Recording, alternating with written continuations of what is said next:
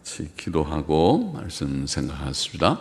하나님 아버지 감사합니다. 수요일 밤 예배 시간 저희들이 또 주의 이름으로 모이며 또 혹은 가정에서 함께 예배의 단을 쌓으며 말씀 앞에 앉아 있사오니 하나님 살아계신 하나님 천지 만물의 창조자요 섭리자이신 하나님 우리의 구주이신 하나님께서 친히 말씀하여 주시고 말씀하게 하여 주시고 말씀을 듣고 받게 하여 주시고 깨닫게 하여 주시고 말씀 안에서 교훈을 얻고 은혜를 얻고 하나님의 진리의 지식이 굳게 서게 하여 주옵소서. 세상은 여러 가지 사상과 철학과 종교와 모든 복잡한 혼란한 일들이 많은 세상일지라도 저희들이 하나님 안으로 창조자 하나님,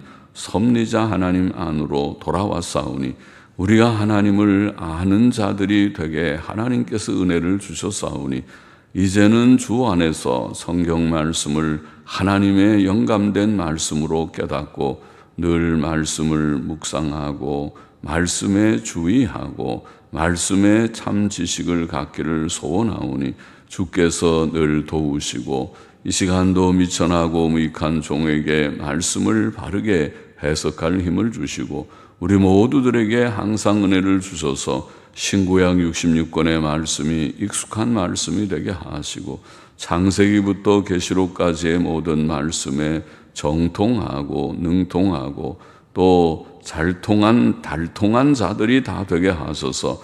하나님의 말씀대로 정도를 가며 그 말씀의 큰 위안이 모두들에게 풍성하게 하시고 하나님을 사랑하고 말씀을 사랑하는 자에게는 큰 평안이 있으리니 저에게 장애물이 없으리라고 말씀하신 시편 119편 165절의 말씀대로 되게 하여 주시기를 심히 빌고 소원합니다.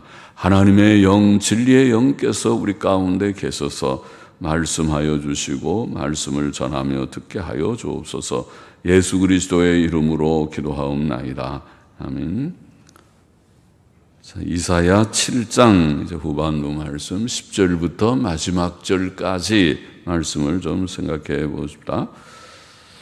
10절 다시 보십시다. 여호와께서 또 아하스에게 일러 가라사대 너는 내 하나님 여호와께 한 징조를 구하되 징조 보통은 표적이라고 번역하는 오스 히브리 말은 오스 그러는데 오스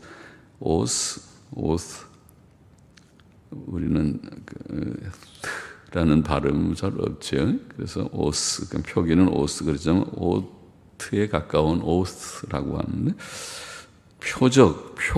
그냥 표적이라는 말은 그냥 흔히 요새 쓰는 사인입니다. 사인. 우리가 뭐 서명하는 것도 사인이라고 길거리에 있는 표지판도 사인 그렇게 말하는데 표시, 표지 우리는 표라는 말입니다. 여호와께 한 징조 혹은 표적을 구하되 깊은 데서든지 높은 데서든지 구하라. 아하스가 가로되 나는 구하지 아니하겠나이다. 나는 여호와를 시험치 아니하겠나이다 한지라. 자, 하나님께서 아하스는 유다왕이죠. 유다왕 아하스에게 표적을 구하라고 하신 것은 아하스가 우리가 지난 장에 보면은 유다 나라를 치기 위해 동맹한 아람 나라와 이스라엘 나라, 그죠? 두 나라가 아람 왕 르신과 르말리의 아들 이스라엘 왕의 뭐라 했어요? 베가가, 그죠? 아람 왕과 이스라엘 왕 르신과 베가가 동맹을 하고 유다를 공격해 온다. 그런 말 때문에 유다 왕과 백성들이 두려워 떨고 있었다. 그렇죠. 그때 이제 하나님께서 이사야를 통해서 두려워하지 말라.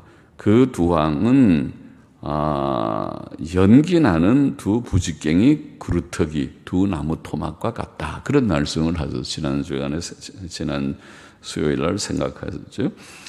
그리고 그 두 왕은 이제 곧 멸망할 것이다. 이게 에브라임과 다메섹 곧 아람과 이스라엘이 65년 내에 에브라임이 패하여 다시는 나라를 이루지 못할 것이다. 이렇게 말했습니다. 그래서 그 예언, 그러니까 그 두 나라가 그 동맹에서 유다를 치고자 하는 것이 이루어지지 않고 그 두 나라는 결국 멸망하게 될 것이라는 예언이죠. 그 예언을 이 아하스가 믿지 않았기 때문에 그것을 믿어라. 여기에 19절 지난 시간에 마지막 절에 보면 만일 너희가 믿지 아니하면 정녕 굳게 서지 못하리라. 믿어라. 믿어야 되는데 하나님의 말씀을 믿어야 되는데 하나님의 말씀을 믿지 않았기 때문에 하나님께서 이사야를 통해서 표적을 너희가 구하라. 그런 말씀을 하셨다고 보입니다. 또 그가 하나님을 시험치 않겠다. 표적을 구하라 그러니까 나는 구하지 않겠나이다. 나는 여호와를 시험치 아니하겠나이다. 그렇게 대답했는데 자, 그것은 그가 믿음이 강해서가 아니고 하나님의 말씀을 오히려 불신하고 무시했기 때문에 한 위선적인 말이었다고 보입니다. 우리가 역대하를 읽어보면 역대하 28장에 보면은 아하스는 하나님을 믿지 않았습니다. 하나님을 믿고 하나님 앞에 어려울 때 하나님 앞에 엎드려 기도하지를 않고 그 대신에 강대국인 아수르 왕을 의지했습니다. 그래서 아람과 북방 이스라엘이 연합해서 동맹을 하고 쳐들어올 때에 그거를 막기 위해서 하나님께 기도하거나 혹은 회개하지 않고 저 더 북쪽에 있는 아수르 나라에 사신을 보내서 아수르가 아람이나 이스라엘을 좀 공격해 달라고 그렇게 요청하는 아수르 왕을 신뢰했다. 그렇게 되어 있고 또 다메섹 신인 아람 열왕들의 신을 그 우상을 가져와서 그 신을 섬겼다. 역대하 28장 16절, 22절로 25절에는 그렇게 기록되어 있습니다. 아하스는 하나님을 바로 믿은 사람이 아닙니다. 악한 왕이었습니다. 13절 보십시다. 이사야가 가로되 다윗의 집이여 청컨대 들을지어다. 너희가 사람을 괴롭게 하고 그것을 작은 일로 여겨서 또 나의 하나님을 괴로우시게 하려느냐. 그러므로 주께서 친히 징조로 같은 표적이라는 같은 말입니다. 주께서 친히 징조 혹은 표적으로 너희에게 주실 것이라. 보라 처녀가 잉태하여 아들을 낳을 것이요 그 이름을 임마누엘이라 하리라. 임마누엘이라 하리라.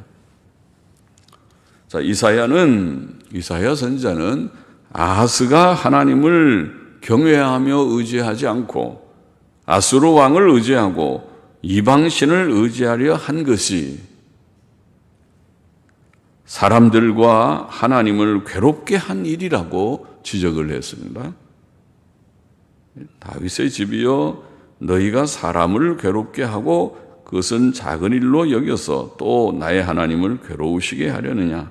사람들과 하나님을 괴롭게 한 일이다. 그들의 악행이, 그들의 불경건과 악행이 그렇게 지적을 합니다. 책망하는 것이죠. 또 그는 이제 하나님께서 주실 놀라운 한 표적을 선포합니다.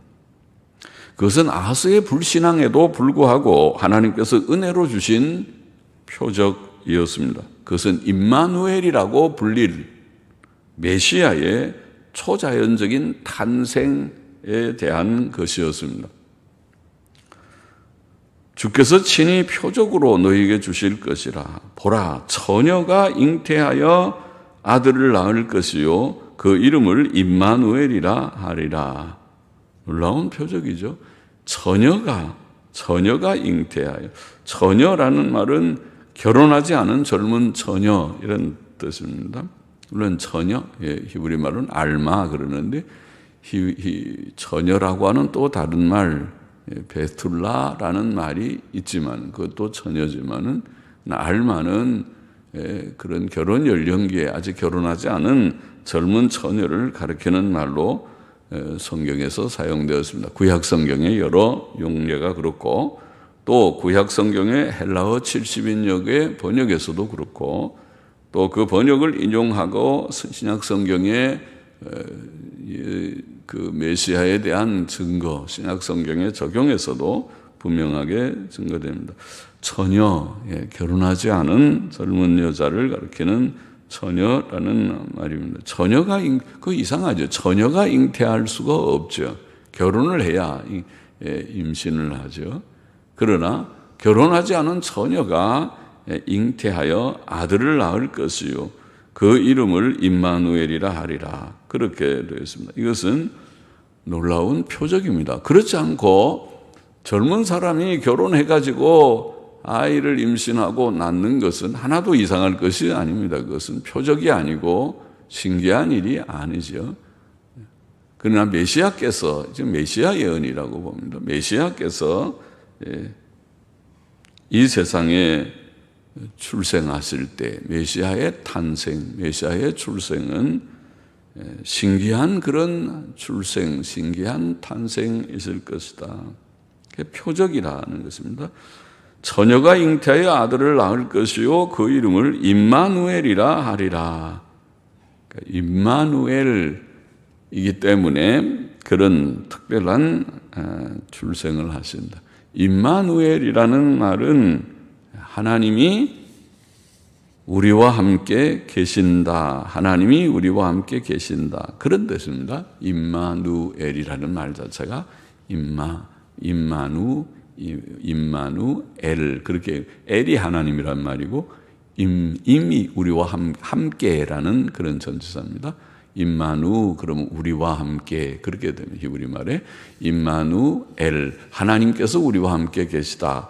자, 이런 뜻입니다. 그것은 메시아를 가리킨 메시아의 별명입니다. 메시아께서는 임마누엘이시다. 임마누엘이시다. 처녀가 잉태하여 아들을 낳을 것이요 그 이름을 그 특별한 출생, 특별한 탄생을 하신 그 인물은 임마누엘이라고 불릴 것이다. 이렇게 됐습니다. 메시아께서는 구약 성경에 신적 존재로 예언되어 있지요. 우리가 잘 아는 바이죠. 구약에서 증거하고 있는 메시아 예언을 보면 그 메시아는 분명히 사람으로 오시는 다윗의 자손으로 오시는 여인의 자손이고 다윗의 자손으로 오시지만은 그러나 그가 신적인 메시아이시다. 이것이 예언의 내용이죠. 이사야 9장 6절 예언을 잘 아시죠? 이사야 9장 6절에 보면 놀라웠게 같은 지금 이사야서 다음에 후에 나오는 9장 6절에 보면 이는 한 아기가 우리에게 낳고 분명히 아기로 출생하시는 사람으로 오시는 분인데 한 아들을 우리에게 주신 바 되었는데 한 아기고 남자 아이입니다. 한 아들인데 그 어깨에는 정사를 메었고 그 정치적인 인물 왕이란 말이죠. 정사라는 것은 왕의 통치하는 그런 일이죠. 정사를 메었고 그 이름은 자, 이 한 아이 신기한 아이의 이름이 기묘자라. 신기한 이름이죠. 이름이 기묘자라. 신기하다는 것이 기묘자라. 또 모사라. 그 다음에 더 놀라운 명칭이죠. 전능하신 하나님이라. 세상에 아이가 사람으로 태어난 남자 아이가 그 이름이 전능하신 하나님이라니 신성모독입니까? 그가 만일 신성을 가진 자가 아니라면 신성모독이죠. 사람이 돼서 그 어떤 사람 인류의 아담의 자손 중에 그 어떤 누구에게 전능하신 하나님이라고 만일 부른다면 그건 신성모독이죠. 오늘날 교황이 자기를 하나님이라고 부르니까 우리가 저 교황은 신성모독적인 적그리스도다 그렇게 말합니다. 사람으로서 자기를 신이라고 부르니까 그런 것입니다. 그 누구든지 자기를 신이라고 하면 그는 이단입니다. 신성모독자입니다. 그런데 메시아는 그 이름이 전능하신 하나님, 또 더 놀라운 것은 영존하시는 아버지, 영원하신 영원 전부터 계시는 아버지시다. 그러면 성부 하나님과 좀 다른 여호와의 증인 이단자들이 말하는 것처럼 예수님은 신이긴 신인데 성부 하나님과 구별되는 그냥 좀 높여서 신이다. 영어로 말하면은 하나님 아버지는 대문자 God, 큰 G자를 써서 God, God이라고 그러고 예수님은 소문자 조그맣게 써서 God, 소문자 God, 한 신이긴 신인데 구별이 된다. 그런 신이 아니고 여기에 메시아는 영존하시는 아버지, 대문자 God이라고 하는 거죠. 놀라운 명칭이죠. 예수님의 참된 신성을 증거하는 명칭. 신약 성경에 증거하고 같죠. 예수님은 크신 하나님, 디도서 2장 13절, 또 참 하나님, 요한일서 5장 20절, 하나님이시라고 증거하는 증거와 같죠. 또 평강의 왕이라 할 것입니다. 그렇게 이사야 9장 6절에 예언되어 있고, 또 놀라운 예언 하나는 미가 5장 2절의 말씀이죠. 미가 5장 2절에 보면 베들레헴 에브라다야 너는 유다 족속 중에 작을지라도 이스라엘을 다스릴 자가 내게서 내게로 나올 것이라. 자, 이스라엘을 다스릴 자가 메시아를 가리켰다고 분명히 보입니다. 그 예언의 내용을 보면 내게로 다스릴 자가 내게서 내게로 나올 것이다. 어디 베들레헴 에브라다에서 베들레헴에서 출생하실 것이다. 그런 예언이죠. 그런데 그의 근본은 이거 왜 메시아 예언이냐면 이 다스릴 자 그냥 평범한 지도자가 아니고 그의 근본은 이 다스릴 자의 그 근원은 그 뿌리는 상고의 태초엔이라. 그래서 태초라는 말이 올람 히브리 말로 영원이라는 말입니다. 영원 전부터라 그 말입니다. 그러니 그건 신이죠. 신성을 말하는 것이죠. 인간은 영원하지 않습니다. 다 생일이 있습니다. 출생일이 있습니다. 오직 영원하신 영원 전부터 계시고 영원 후까지 계신 자는 신밖에 없습니다. 하나님밖에 없습니다. 그래서 메시아의 예언이 이사야 9장 6절 전능하신 하나님 영존하신 아버지, 미가 5장 2절 그의 근본은 상고의 태초이니라. 놀라운 신적 메시아라는 예언입니다. 신적인 존재인 메시아께서 사람으로 이 땅에 오시는 이 예언, 오늘 7장 이사야 7장 14절에 이 표적은 신기한 이 표적은 처녀가 잉태하여 아들을 낳을 것이라고 되어 있는 예언으로 되어 있습니다. 그것은 예수 그리스도의 메시아의 출생은, 메시아의 탄생은 사람의 보통 출생법하고 다르다는 거죠. 보통 사람들의 출생법은 남녀가 결혼해서 거기에서 임신하고 자녀가 출산하는 것은 인간의 일반적인 그런 일입니다. 그래서 인류는 그렇게 계속 번식되어 왔습니다. 오늘날은 결혼을 사람들이 다 낮추어 보고 결혼 안 하려고 그러고 멍멍이하고 또 고양이하고 같이 삶은 살았지. 아이고 결혼은 그 귀찮은 일이고 거기에 여러 가지 복잡한 일들이 있고 그것을 자꾸 피하는 그런 경향이 있어 보이지만은 그것은 잘못된 현대의 경향입니다. 할 수 있으면 결혼하십시오. 결혼하는 것이 정상입니다. 그것이 정상적인 것입니다. 그렇게 살게 하나님께서 하셨습니다.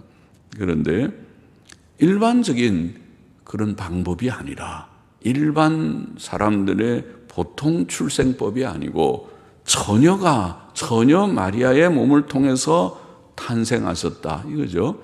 처녀의 몸에서 메시아가 오셨다. 이것은 놀라운 일이죠. 표적이고 기적일 뿐만 아니라 근데 그것이 사실 주님의 신성에는 더 맞아 보인다. 주님께서 이런 일반적인 보통 출생법으로 오셨다면은 예수님의 신성을, 메시아의 신성을 이야기가 조금 더 어렵지 않겠는가. 다 부모의 그런 관계 속에서 자녀가 출산하는데 예수님도 그러면 요셉과 마리아의 관계 속에서 나신 모양이다. 그렇게 생각할 것이 아닙니까? 그러나 우리가 메시아의 신성을 생각한다면 처녀 마리아에게서 오신 것이 오히려 더 자연스러운 것이 아닌가 그런 생각을 합니다. 여하튼 예언이 그렇게 되어 있습니다. 7장 14절에 예언이 본문의 임마누엘이라는 말은 하나님께서 우리와 함께 계시다는 뜻이라고 말씀드렸습니다. 그것은 하나님의 아들 예수 그리스도의 사람 되심을 가리킵니다. 하나님의 아들께서 사람으로 오셨다. 그래서 하나님이 우리 가운데 함께 계신다. 이것이 임마누엘입니다. 그것은 초자연적 탄생으로 이루어진 사건이었고 요한복음 1장 14절은 그것을 증거하기를 말씀이 육신이 되어 그렇게 표현했습니다. 태초부터 계신 말씀, 요한복음 1장 1절 태초에 말씀이 계시니라. 이 말씀이 하나님과 함께 계셨으니 이 말씀은 곧 하나님이시니라. 신기하죠? 태초부터 계신 하나님, 하나님의 말씀이라고 불리는 그가 하나님과 함께 계셨는데 사실은 그분이 하나님이다. 삼위일체의 신비를 아버지와 아들이 구별되지만은 그러나 본질에 있어서 본체에 있어서 한 분이시다 하는 신비한 말씀을 요한복음 1장 1절에 말하기 시작했습니다. 그러면서 이 영원하신 말씀이신 신이신 그 하나님의 아들 곧 말씀으로 불리는 그분이 사람이 되셨다. 육신이 되었다는 말은 사람이 되셨다. 인성을 취하셨다. 예수님은 참된 사람, 인간의 영혼과 인간의 몸을 입으신 참된 사람이 되었습니다. 그래서 말씀이 육신이 되어 우리 가운데 거하심에 1장 요한복음 1장 14절 그것이 바로 임마누엘이죠. 임마누엘은 하나님이 우리와 함께 계신다.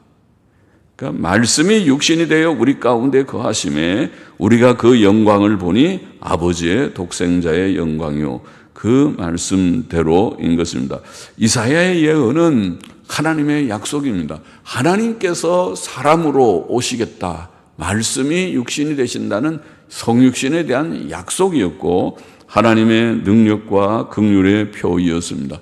그것은 사람으로는 불가능한 일이지만 하나님께서 하실 수 있는 하나님의 능력의 표요 또 하나님께서 인류를 구원하기 위하여 저와 여러분 죄 많은 우리들 지옥 가야 마땅했던 죄인인 우리들을 구원하기 위하여 하나님께서 계획하시고 이루신 구원의 일인 것입니다. 하나님께서 친히 독생자를 사람으로 이 땅에 보내어주신 그러한 일이었습니다.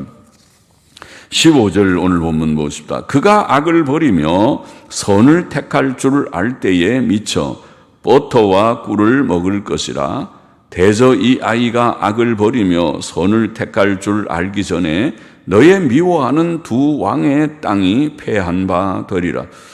자, 본문은 예언된 메시아께서 탄생하신 후 약 5, 6세가 되기 전에 여기에 악을 버리며 선을 택할 줄 아는 때가 아마 5, 6살쯤은 되지 않겠는가 우리가 보통 생각해서 5, 6세가 되기 전에 이스라엘 왕과 아람 왕의 나라들이 멸망할 것이라는 뜻이라고 보입니다.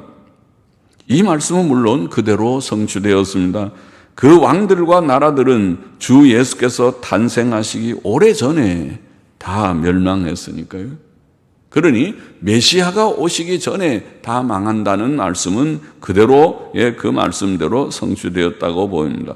그러나 이 말씀은 또한 유다 땅의 보존에 대한 약속도 내포하였습니다.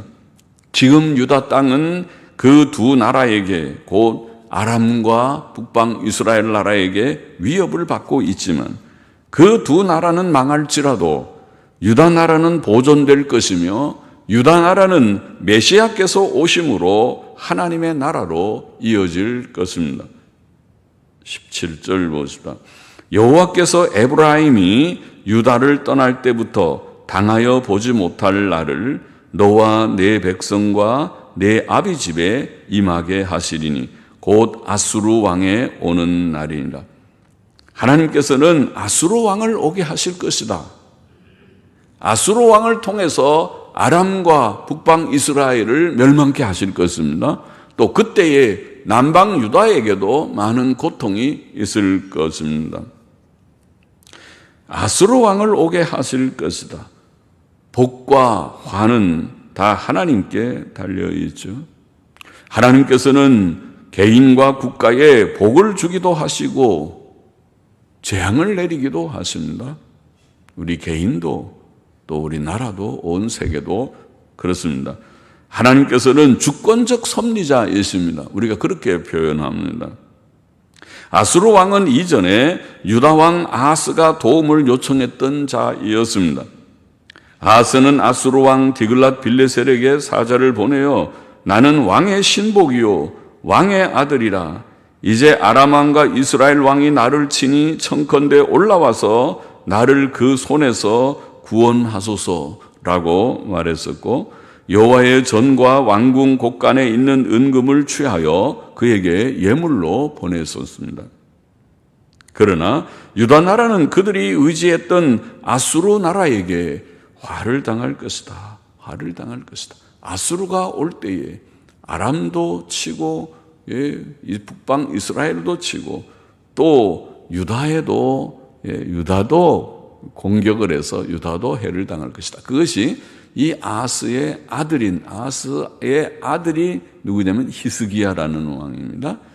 아하스의 아들 히스기야 왕 때에 아수르 군대가 쳐들어온 사건을 여러분들이 기억하십니까? 이사야서 나중에 37장인가 그 후에 가면 6장 7장쯤에 나와 있지.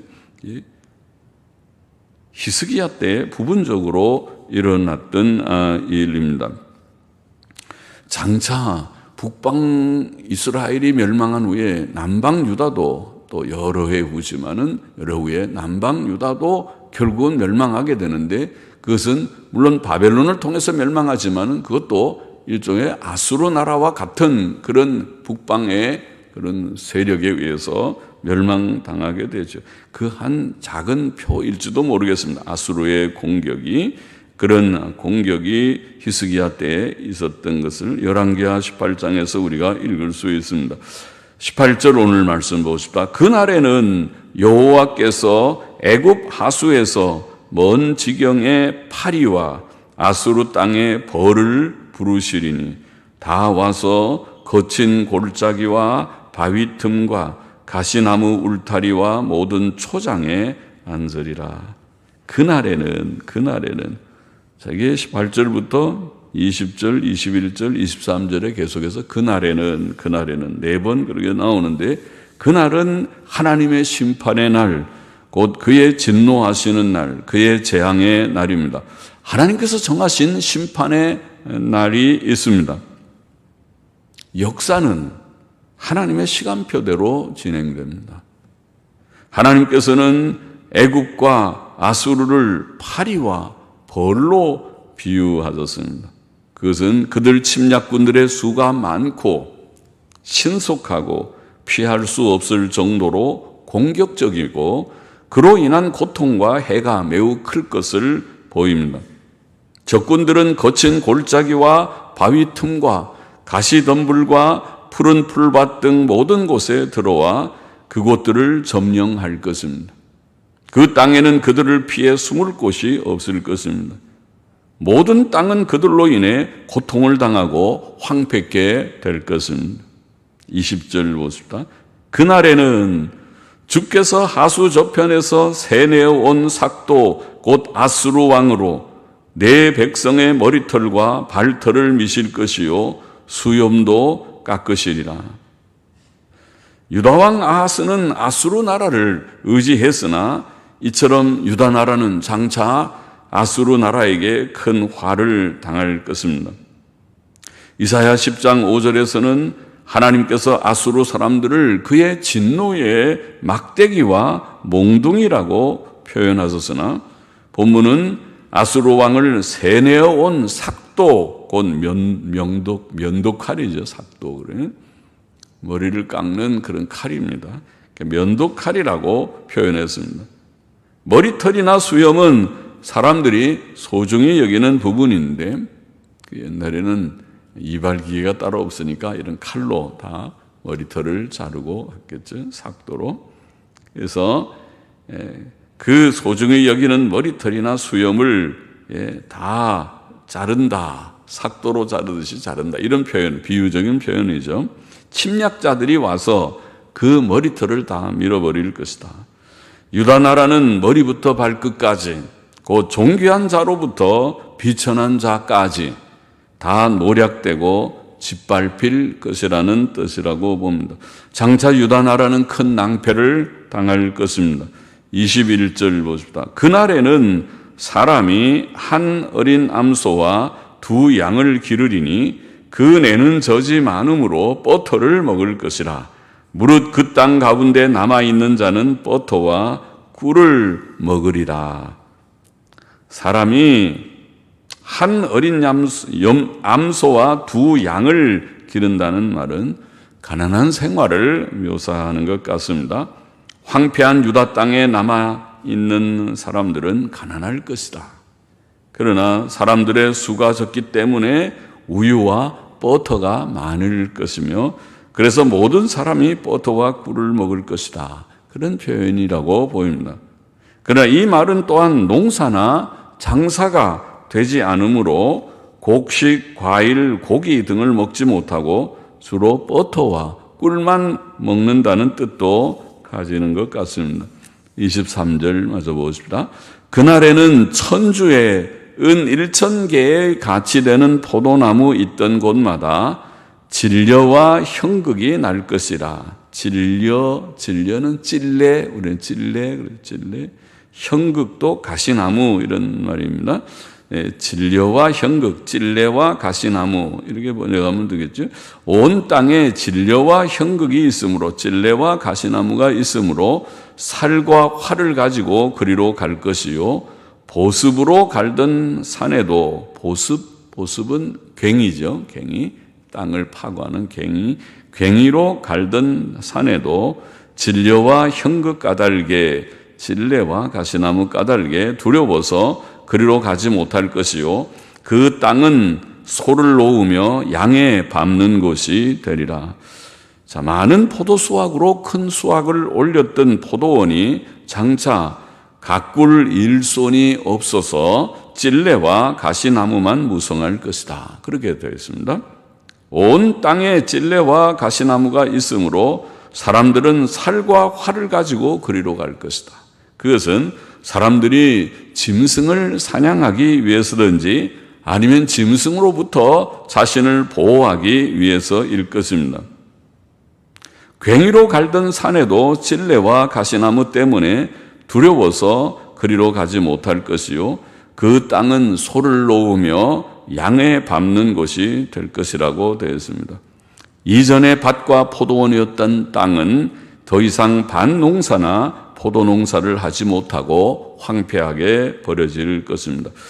오늘 읽은 본문의 교훈을 한번 정리해 보십시다. 첫째로 하나님께서는 주권적 섭리자이심을 오늘 본문도 분명하게 증거합니다. 성경에 많이 보이는 진리지만은 본문도 그렇습니다.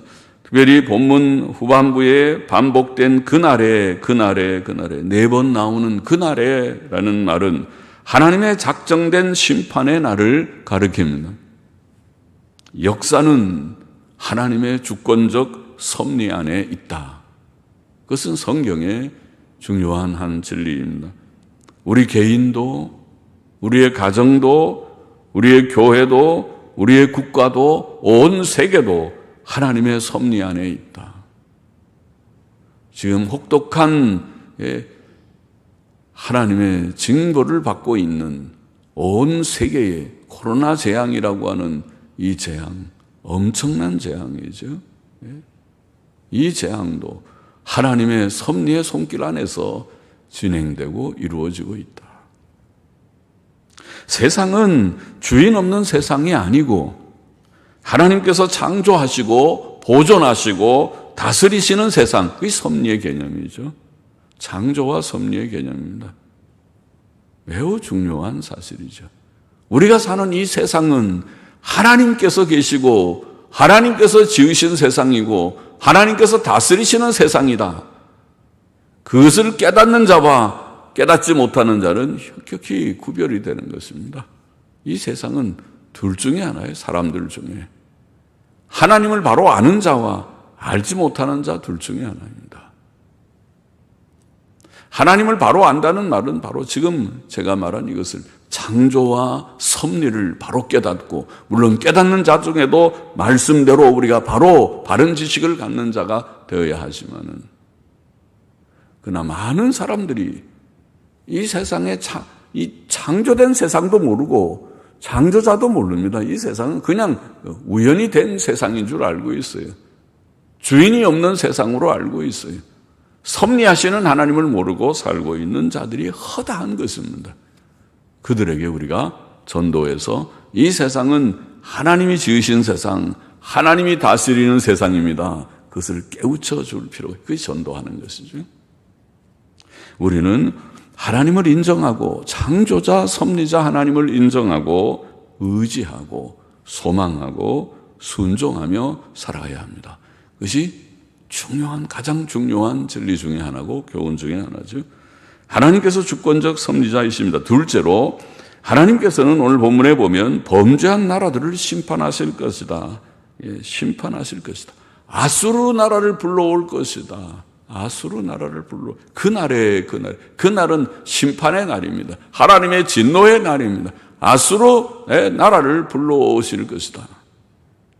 불러오실 수 있는 자가 하나님이시죠. 하나님께서 일으키시는 것입니다. 전쟁은 하나님께서 하시는 것입니다.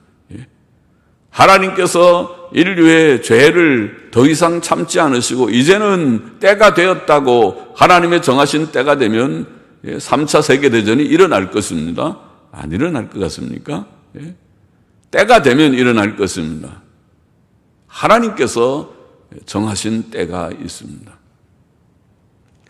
그 전쟁은, 아수르 나라가 오는 그 전쟁은 인간의 죄 때문에, 그것이 북방 이스라엘의 죄 때문에, 남방 유다의 죄 때문에, 북방도 죄 때문에 망하는 것이고, 남방도 지금 아수도 죄악된 그런 왕이고, 아수의 히스기야가 선한 왕이긴 했지만 결국 유다 왕도 나중에 므낫세의 그 악한 죄와 그 자손들에 의해서 결국 죄짓다가 망합니다. 남방 유다도 망할 것입니다. 죄 때문에 망하는 것입니다.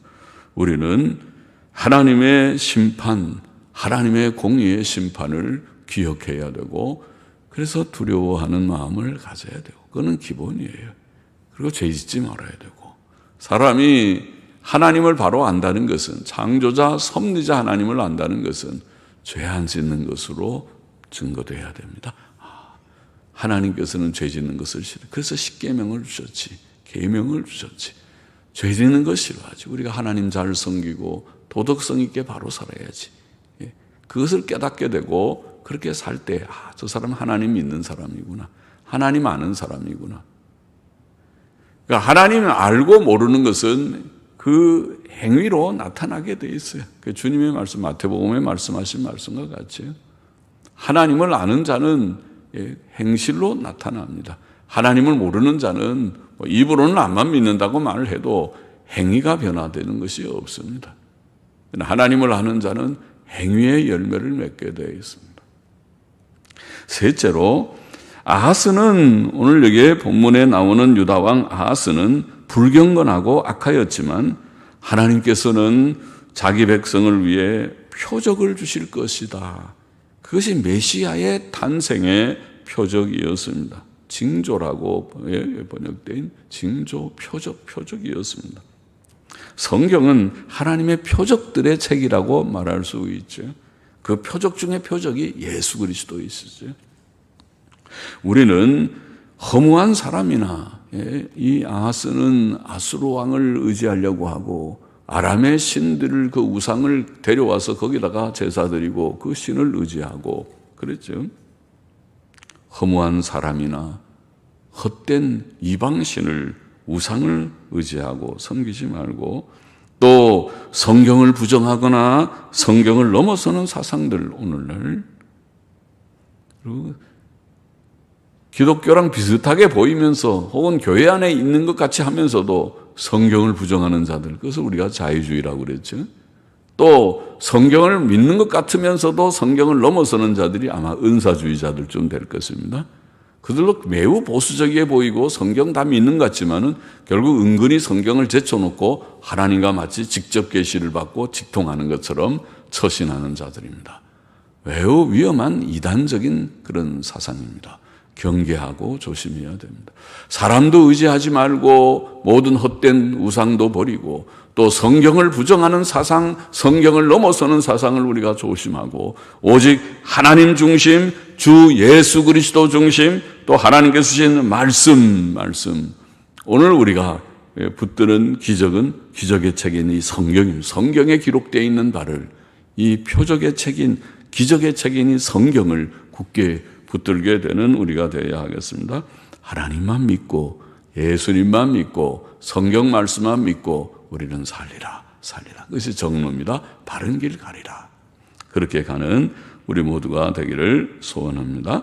기도하십시다. 하나님 아버지, 주권적 섭리자 하나님을 아는 저희들이 되게 하신 줄을 믿습니다. 굳게 믿고 섭리자 하나님께서 우리 개인이나 가정이나 교회나 국가나 온 세계 역사를 주장하고 계신다는 사실을 알게 하시고 인정하게 하시고 하나님을 믿고 의뢰하며 따라가는 저희들이 되게 하여 주옵시고 하나님께서 공의의 심판자 되심을 기억하고 죄 짓는 것을 가장 두려워하고 죄악된 일은 모양이라도 버리고 하나님 앞에서 경건하고 도덕성 있는 바른 삶을 구하며 나아가는 저희가 되게 하여 주시고 아버지 하나님이여 정말 헛된 것, 헛된 사람이나 헛된 우상을 구하지 말고 주님 오늘날의 현대인들의 우상인 물질에 대한 사랑, 돈 사랑도 우리가 다 꺾고 자기라는 것도 꺾고 쾌락주의도 꺾게 하여 주시옵시고 하나님의 말씀을 붙들고 주님 말씀 안에서 치우침 없이 하나님의 말씀을 부정하거나 넘어서지도 않고 하나님 말씀을 붙들고 하나님과 주 예수 그리스도와 성경 중심의 신앙생활을 구하며 가는 저와 우리 모두가 되게 하여 주옵소서. 예수 그리스도의 이름으로 기도하옵나이다.